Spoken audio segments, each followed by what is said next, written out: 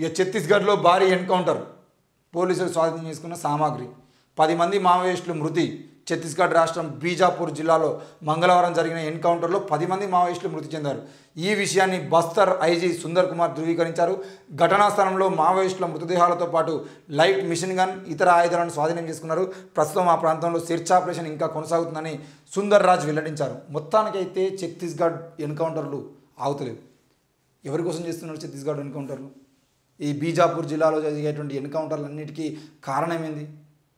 ఈరోజు అదే ఛత్తీస్గఢ్ అడవుల్లో, ఇటు నల్లమల అడవులైనా, ఇటు ఛత్తీస్గఢ్ అడవులైనా, అటు ఒరిస్సా బార్డర్లో ఉన్న అడవులైనా, ఏ అడవైనా పర్లేదు, ఆ అడవులన్నింటిలో కూడా ఈరోజు జిందాల్ కంపెనీ లాంటి కంపెనీలు వచ్చి అక్కడ ఉన్న ఖనిజ సంపదను దోచుకునేటువంటి ప్రయత్నం చేస్తున్నాయి. కాబట్టి అక్కడ ఉన్నటువంటి నక్సలైట్ల వల్ల ఆ కంపెనీలు లోపలికి పోలేకపోతున్నాయి. కాబట్టి వీళ్ళు ఎన్కౌంటర్ల పేరుతో ఆ చుట్టుపక్కల ఉన్న నక్సలైట్లు అందరినీ కూడా ఎన్కౌంటర్లు చేస్తూ ఉంటే, భయభ్రాంతులకు గురి చేస్తూ ఉంటే, ఆ పల్లెల్లోకి వెళ్ళి ఆ పల్లెల్లో ఉన్న ప్రజలని, రైతుల్ని, బాలగోపాల్ సార్ చెప్పినట్టుగా ప్రతి ఎన్కౌంటర్ సంబంధించినటువంటి శివంని మీరు కనుక, అది మహిళ శివం అయితే బాలగోపాల్ సార్ ఒకటే అంటాడు, ఎన్కౌంటర్ జరిగినటువంటి ఏ శవాన్ని తీసుకొచ్చి దానికి పోస్ట్ మార్టం చేసినా దాన్ని అత్యాచారం జరుగుతుందని చెప్పేసి చెప్తాడు.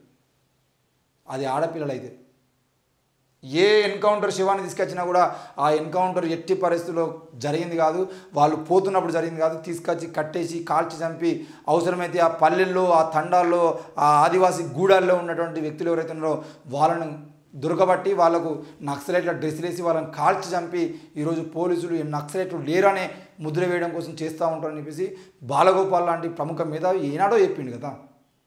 మరి మీరు చేస్తున్న ఎన్కౌంటర్లో ఎవరు చచ్చిపోయారు, ఎంతమంది చచ్చిపోయారు, వాళ్ళు ఇది ఏముంది, వాళ్ళు ఎన్నేళ్ళ నుండి నక్సలైట్గా పనిచేస్తున్నారు ఏంది అనే పూర్తి వివరాలు ఎప్పుడు ప్రకటిస్తారు?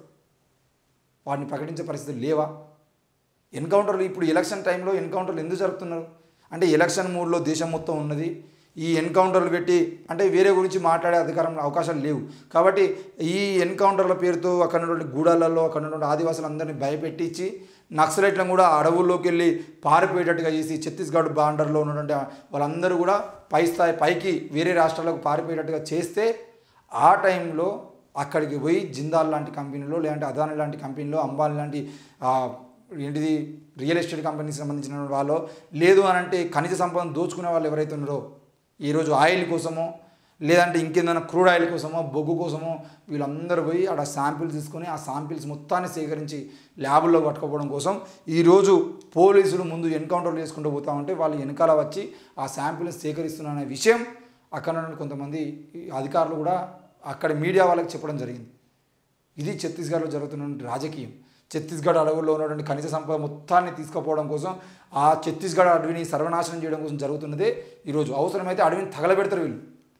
అడవిని తగలబెట్టి తగులిపోతున్న మొత్తం అంటుకొని మంటలాడుతున్నటువంటి దాంట్లోకి వెళ్ళి అందరూ పారిపోతే, ఆ అడవిలో ఉన్నటువంటి మంటల్ని ఆర్పడం కోసం పోతున్నటువంటి ఆ ఫైర్ ఇంజన్ల ద్వారా వాళ్ళు శాంపిల్స్ సేకరించుకొని పట్టుకొస్తారు.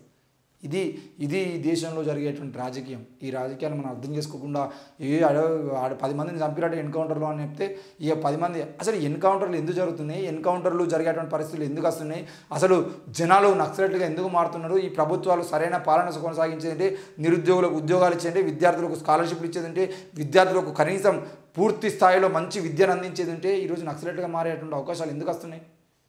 నక్సలైట్గా మారేటువంటి అవకాశాలు లేకుండా ప్రభుత్వమే వాళ్లకు కావాల్సినటువంటి కనీస వస్తువులు మొత్తాన్ని కల్పించగలిగితే, వాళ్ళు వస్తువుల కోసం ఈ దేశంలో ఉన్న ప్రజలకు హక్కులు కావాలి, ఈ దేశంలో ఉన్న ప్రజలకు కనీసం వస్తువులు కావాలని చెప్పేసి వాళ్ళు తుపాకులు పట్టాల్సిన పరిస్థితులు ఎందుకు వస్తున్నాయి?